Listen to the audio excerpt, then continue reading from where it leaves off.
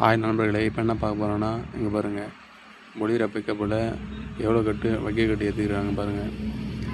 வண்டி எப்படி குலுங்குது பாருங்கள். இந்த பொலிரோ பிக்கப்பில் 165 கட்டு ஏற்றிக்கிறாங்க.